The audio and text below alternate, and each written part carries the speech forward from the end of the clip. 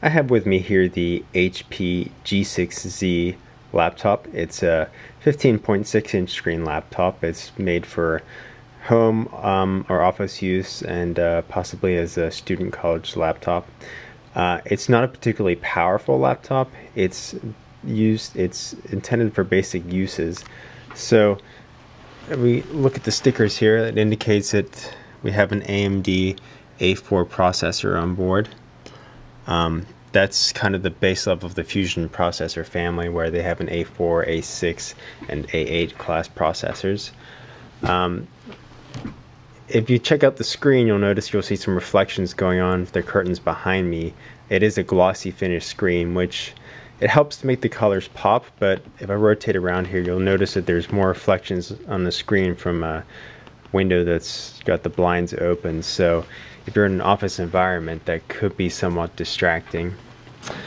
This laptop has just a basic standard keyboard. There's actually no chiclet style keyboard used, which is very popular on today's consumer laptops.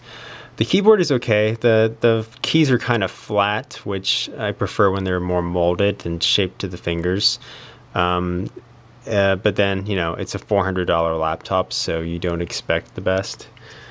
Just to check out the ports we have on this thing, if I rotate to the left side here, you can see that from back to front we have a monitor out port, VGA. Then we have an Ethernet port, HDMI, a couple of USB ports, then there's a microphone and a headphone port, and then an SD card reader.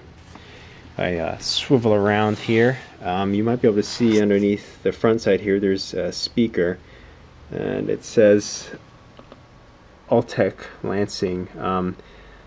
That's kind of misleading, because you would think, since it has a nice brand on it, it's a good speaker, but it's actually not. The speakers are pretty poor.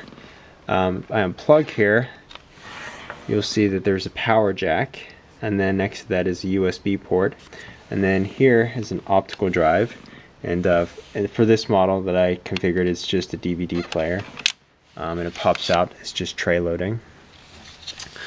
The HP G6 is built mostly of plastics, as you expect in this price range. If I tap here, you'll hear that. It's plastic, but it doesn't flex. It's actually built pretty well, considering. It has some glossy finish on the front here, which it looks okay, but it can be slightly distracting if you have strong lighting. The lid is nothing special. Is just a gray kind of glossy finish. You can actually get this customized in various colors, such as blue, pink, obviously this color gray, and a couple others. I believe green might be another option. So if you're into customizing your style a little, I believe it's a $25 upgrade. This gray you see here is just the standard color you get if you do not make any upgrades.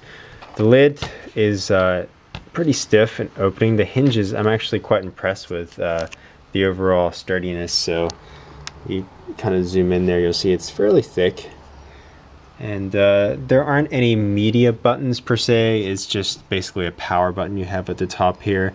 The function keys actually operate as media buttons. So if I push the F9 key, it actually serves to turn down volume. So it's just kind of a dedicated media button.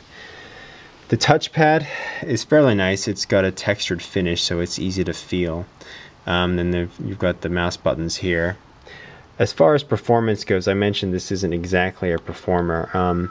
If I just kind of open up the laptop here, and you see it's prompting me for Norton antivirus there. I run PC Mark 7, and I got a 1292 score on it, which is pretty low score really, but I hadn't uninstalled any of the bloatware. I hadn't done anything to optimize it. You could certainly get that score up, and given the configuration I have with 4 GB of memory, you could possibly help it out by putting in some more memory, although I wouldn't expect it to help the score a whole lot.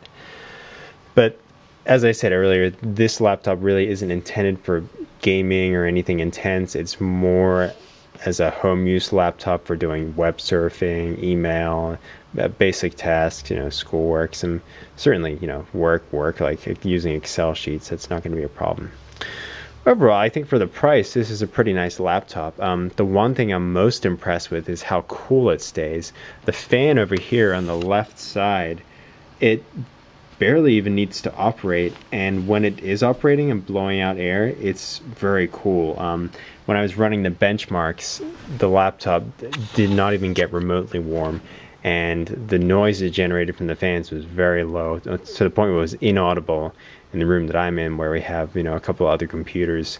They essentially drowned out the noise of the G6. So I've worked with some HP laptops before that do kind of get noisy and do overheat a bit, but the G6Z definitely does not fall into that category.